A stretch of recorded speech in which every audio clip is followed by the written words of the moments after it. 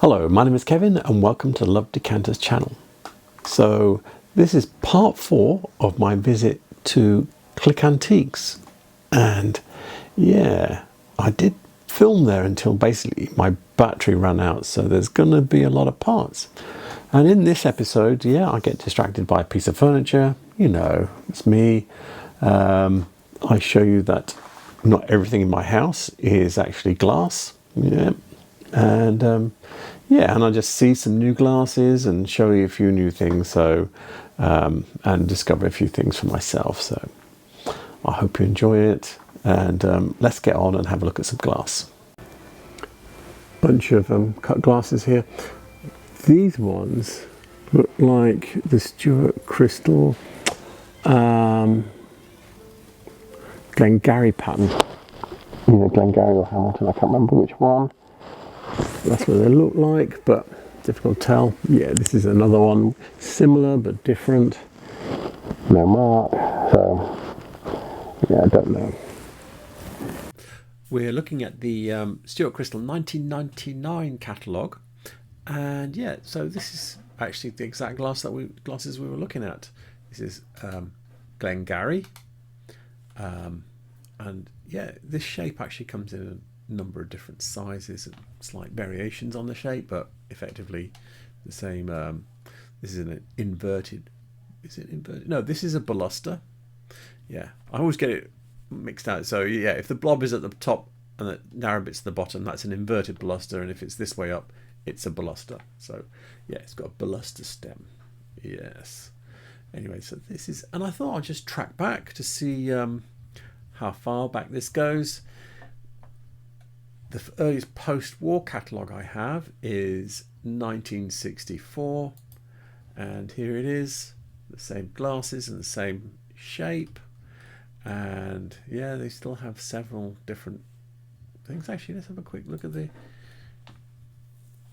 some differences there, isn't there? I think the jug's a different shape, yeah, and you got these plates and this finger bowl, so those disappeared. Anyway, I went pre-war, and yeah, they don't give names pre-war, they just have reference numbers, and I couldn't find Glengarry as it exists today, but what I did find was something. This ice bowl here, this is the only one with this pattern, and if you look at it, it's got the Glengarry pattern here, but it's upside down. Yeah, in the normal post-war one, these verticals are actually going up. So yeah, but this is the only occasion, so I don't think it existed as a real pattern pre-war, and it does look to be just a post-war pattern. These are interesting because I've not seen them before. I recognise these swooshes straight away. They're Caithness. He's got Caithness written on them. So yeah, I mean, these ones are, I might not recognise, but these pink ones are definitely Caithness. Has it got anything written on it? But I've never seen them as glasses before. I've always seen them as vases and bowls. So that's quite interesting. So they must be very uncommon. I don't recognise these other things here. So I found out that those Caithness glasses are called panache. The price is a bit all over the place. I think the £22 for 2 is okay. Someone's got here 4 for £111 effectively. Yeah, they're not going to achieve that. I've seen some other lower price ones selling, so no. But yeah, £22 for 2 is a good price. There's this shape here as well, so you can get a funnel shaped glass. There's decanters, yay, and finger bowls, and there's a tea light. Oh no, I think it says these are dessert bowls, so they're probably dessert bowls. I think finger bowls will be out of fashion. And there's little vase as well. But anyway, yeah, I've never seen it before. It wasn't until I started hunting around amongst the Caithness stuff that I found out what cut. I've seen it as vases, but never as actual tableware. That was a real surprise. So live and learn. Just spotted this jug here. Oh, I don't know why I didn't even see it. I was just looking at other stuff, distracted. This is a better thing. Boston and Sandwich USA cranberry jug with applied rope twist. That is a very nice thing. So it's American. This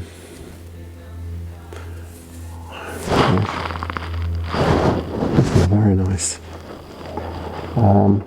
I've never seen it before. I might reach out to some people to see if they know it. I've heard of Boston and Sandwich before. It's an American company, but obviously we don't see much of that here in the UK. So I thought, obviously, do a search. So I've put sandwich in Boston glass jug rather than Boston Sandwich, but it doesn't matter because I got some content back. And in amongst it, there's a lot of stuff, but in amongst it I found not the exact same jug, but 3 jugs with something very distinctive about them. So this is the first one, and it has that same this one's a bit more finely wrought than the one we were looking at, but it has that same distinctive handle where, let me just click that, yeah, there you go. So where the handle is wrapped around the neck, then it's twisted, and then it's split again, and then pressed on at the bottom in 2 different spaces like this. If I go back, see it very clearly there. You see how that's done. So I found that one. This is an overshot one. So this glass, oh no, I think that's crackle glass. So that's been dipped in water to create this effect, this broken surface effect. Dip it in water, and then they stick it back in the furnace to make sure it stays fused. So it kind of melts it back together again, but leaves you with the crackle effect. Then there's this one, which is it's a cranberry one, a bit closer to what we were looking at. If we look at this one here with the handle, this handle is actually very, very like the one. It's less defined like the one we were looking at. Same rope twisting thing, and this is super close to what we were looking at, and it's very distinctive. I've never seen this anywhere else. So, and everybody's saying all 3 of these are sandwiches. And then there's another one, this one here, which I think this one's overshot. It's difficult to tell. Yeah, it is. So you can see the surface has got little bits of glass on the surface. It gives it a very rough textured surface, and they basically roll the glass and crush glass and then reheat it, and it fuses it to the surface. And this is an ice glass. It's a bit like another one that I have that's by Baccarat. I've shown it before, but it has the same distinctive handle with a double split. No, which picture is showing you the handle? This one. There you go. There. Look at that. So yeah, and so yeah, very distinctive handle with it wrapped round and twisted and stuck at the bottom like that. Never seen that before. It's quite nice though. I suspect it takes a bit of skill to do that as well, because I can imagine it can go wrong very easily. So there we go. It is Boston and Sandwich. I don't have an exact date. Judging by this, if this was Baccarat, I would know the Baccarat equivalent of this is in the 1916 catalogue. So I would put it to late Victorian, Edwardian period. But American dates don't always match up with UK dates or French dates, or most countries have their dates slightly out of sequence. A little bit of cranberry, another bit. You'll never probably ID them. I'll have a look in the book, but yeah, even then, from what I've been told. But you've got some Caithness here. We've seen this before. Can't remember what the pattern's called. This is, he says this is Caithness as well. And I was talking about the pink swoosh. Look at this, I've never seen these before. But they too, can you see, have the pink swoosh. This one's not, oh, it's got the label on it as well, so it's definitely Caithness. So that's quite interesting.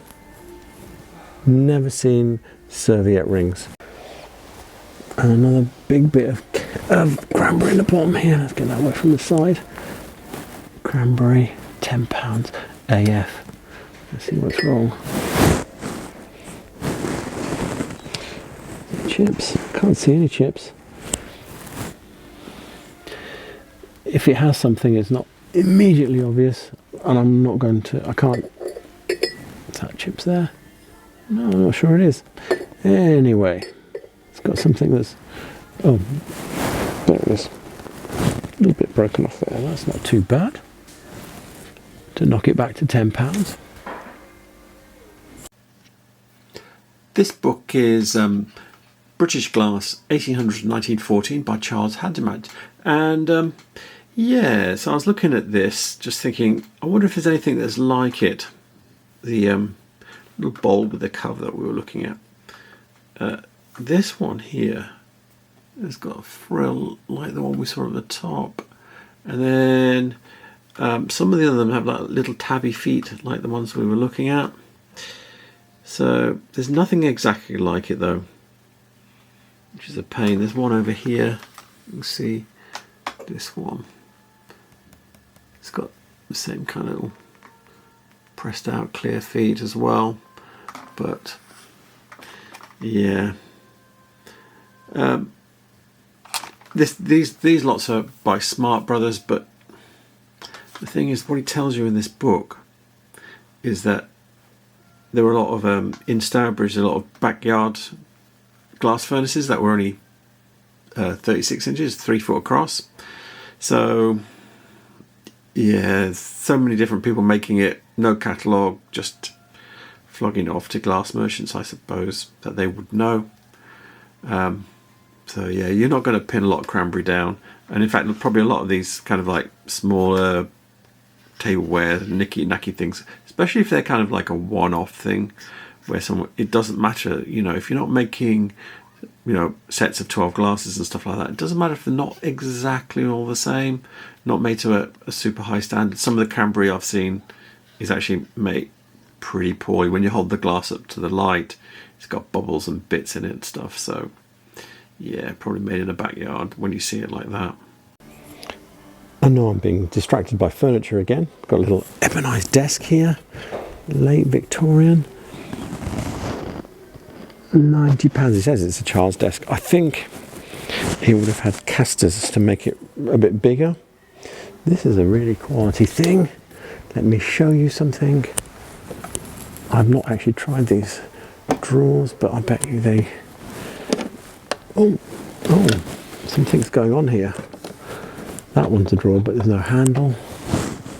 Something is going on here. Does this do something? Ah, yeah. I'm not going to go any further, but yeah, it probably lifts out or something. So that top drawer is a false drawer, but these drawers are real. Look at this. They're fully mahogany lined. I mean, that's even got unpolished figured mahogany that you'd put on a drawer front normally. Handmade dovetails on everything, and even that figured there. That is a quality, nice handle, aesthetic movement. Yeah, that is really nice. £90, but you do need casters for it. Got Kripska vase here, nice big one. What's he got in the label? Kripska after Joseph Hospoda. We can look this up, get patent number, see if we can pin it down a bit more. So that's quite nice. Yeah, I don't recognise this or the other thing there. The bird in the front's interesting. I'll have to go around the other side for that though.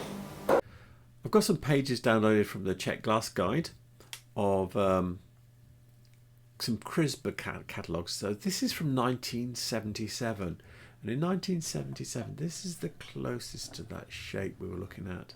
So the base is roughly like this, but the top, this has only got three lobes on it, which is not enough. I think they had about 5. Then let's see if I can get this right. Still in 1977, we have the same colorway with this red and a yellow base, and then obviously with a clear casing around the outside of it. But none of these are exactly the same shape.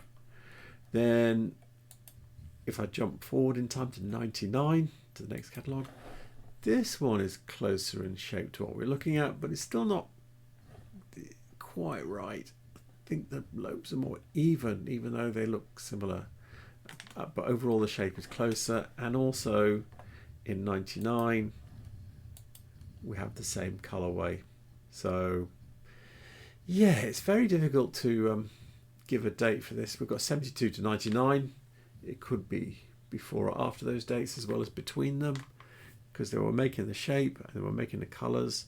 It's just within the 2 catalogues I've got there, I don't see the same combination twice.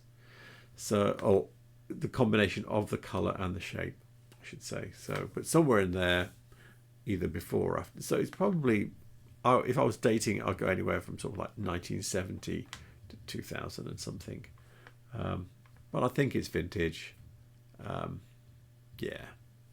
But anyway, it is definitely Krybska. I think the designer is Josef Hospoda, and it's from the Czech Republic. Got a Krybska after Josef Hospoda, as it said, over the other side. Chunkies. You see they've got polished bases. I can pick this one up. It's quite easy for me without killing myself. Or having to break a cabinet open. So yeah, it's quite a nice one. This comes in a lot of colours. And then over here, you've got this, which I don't recognise at all. Is it an ashtray? I don't think that's ashtray enough. That little dip there. It's got a polished base. It might be Murano, might be Czech. I don't think it's Chinese art glass though. So I'm back with the Czech Glass Guide 1999 catalogue for Krybska, and yeah, I found the exact thing that I was looking at there, and it's this one here. Don't know what, and I know they're designed by Josef Hospoda, and yeah, so this is what it is, and they look like lips. I think some people have nicknamed them that, lips bowl, but yeah, I don't think I can say anything more about it than that. So let's have a look at the next thing, which is quite interesting. What the hell is this? He's got 60s iceberg, £950.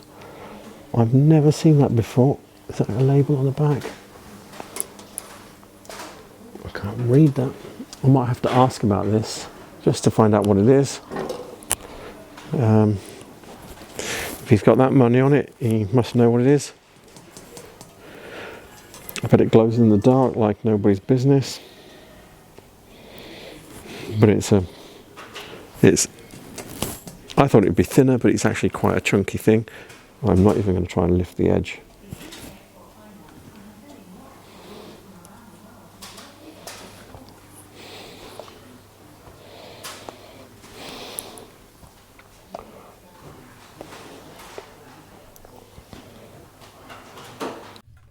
So I didn't know if I was going to have much luck with this, but I googled for opalescent glass iceberg light, and bam, straight away I found these.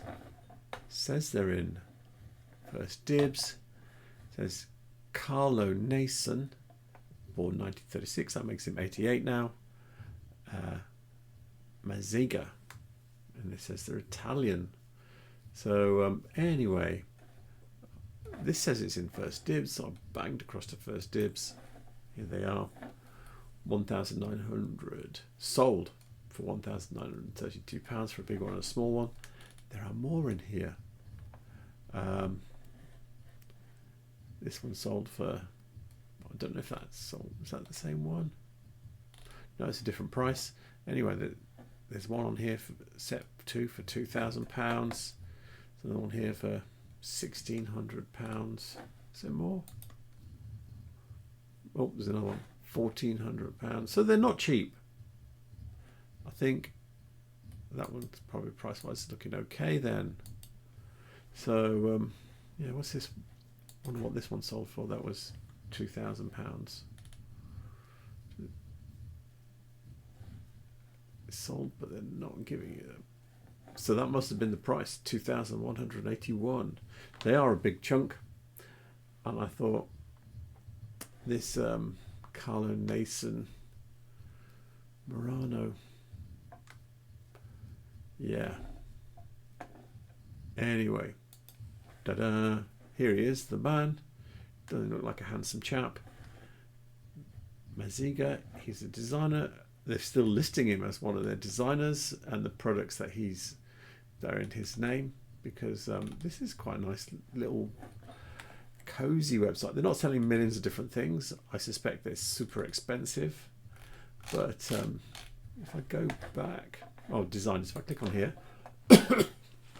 you can see all the designers, and then you can click through on them and look at what they designed, which is quite nice. Got a couple of Empoli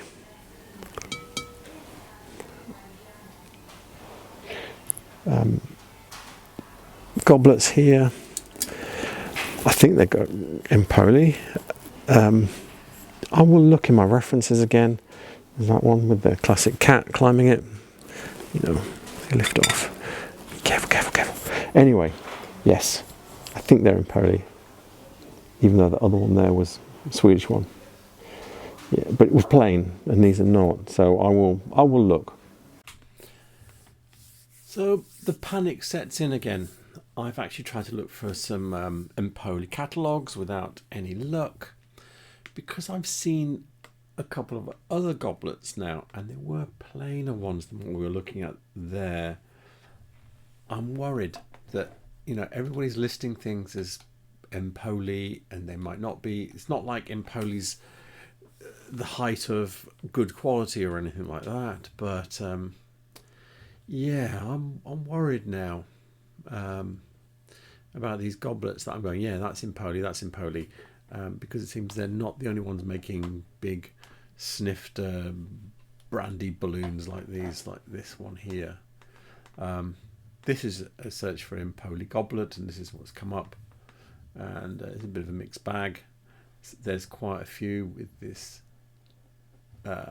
quilted pattern, a little serrated edge like that, so that gives me some comfort, but not 100%, because yeah, it might just be the easy shot.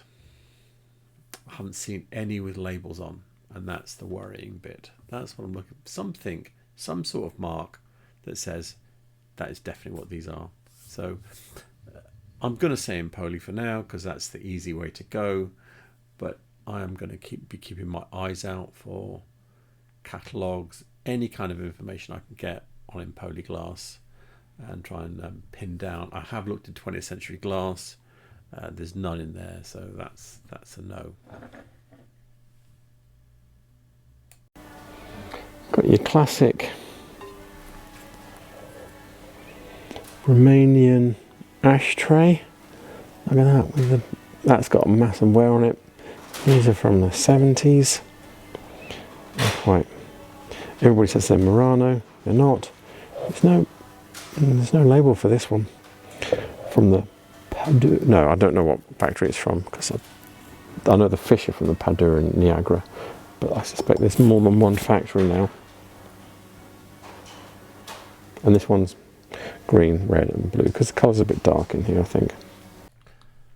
So of those Romanian ashtrays, the red, green, blue ones in that shape, in 3 parts, are the most common ones. So of course I've gone into 20th century glass to prove my point, and he's got all the less common ones, which is a red, green, yellow one, which I think I might have only ever seen once, a 4-piece one here, which I think I might have only ever seen once, and I've seen one of these as well, with the, which is the red, green, blue, but with the little pulls on each corner to make it more ashtray-like. This one, I think I've mentioned this a million times before, but if it says Romania with a U, it's pre-1975. So yeah, this one's got that label. See here, Romania. Just so you know, if you see that label, it pushes the date back a bit more. So anyway, I think that's all I can say on those. Got this bowl here. Oh, it's got these things in it so it won't ring. It says it's early Monarch, but in actual fact, I'm distracted by this. Look at that. That is, I just love that. That's the kind of thing I would have. Unfortunately, it's only for it's because it's AF. Unfortunately, I've already bought something kind of like this from Click when they were out of town, and that's what's sitting on top of our fireplace. So I don't need another one. You couldn't get this on top of our fireplace anyway. So I know I was a bit disparaging of that Monarch bowl there. It was a bit of a boring one. Yeah, I mean, if you look here, there's some much nicer colours and stuff here. And they're not as flashy as the Vazart ones and the Strathern ones, which have more swirls and colours and stuff. But anyway, I thought I would point something out to you. I found a really nice one, this one here, that's for sale, and I'll show you what makes it interesting. So here it is, £200. Yeah, they've given a date, 1930 to 39. But one thing about Monarch and Vazart vases is that the pontle mark underneath is unpolished. Now normally you'd associate that with Chinese glass or something like that, something not quality, but they didn't polish it for a reason, and you can see it here. They used to leave it unpolished, so they would rough it out. So yes, the pontle mark, it wasn't a broken pontle mark, it was roughed out. But they didn't then polish the rough where they cut it out roughly, because they were sticking a paper label on, and paper sticks better onto a matte surface. So basically that's why. And here it is. Here is the paper label that you don't normally see. So yeah, that's quite a rare thing, and it looks like a 1930s label. Just something about it says, yeah, I'm pre-war. So anyway, I just thought I'd show you that. It's just another feature of, if you see one of those Scottish looking vases, turn it over, have a look at the pontle, and it's just one of those little references that you can use. So when I said I had something that was like it, I don't mean it was exactly like it. It's the same matte surface, same sound to it. Yeah, it's green, and it's not the same at all, really. This is Austrian, and I think the other one might be from a similar place, but this is what we have. We bought this from Click Antiques when they were out on the edge of town, and yeah, this is in my living room on top of the fireplace. So our fireplace has got like 2 halves on it, one shelf on the top, and this is where this lives. So yeah. So I hope you enjoyed that. Yes, we're going to plod on, look at more stuff. There's still, there might be another 4 parts for this. There's so much glass, and things that are just worth looking at. That's the thing. And so with that said, all the references I've used will be in the description below. Contact details for Click Antiques in Northampton will be in the description below as well. And what else? And please remember to like and subscribe, because it does help my channel.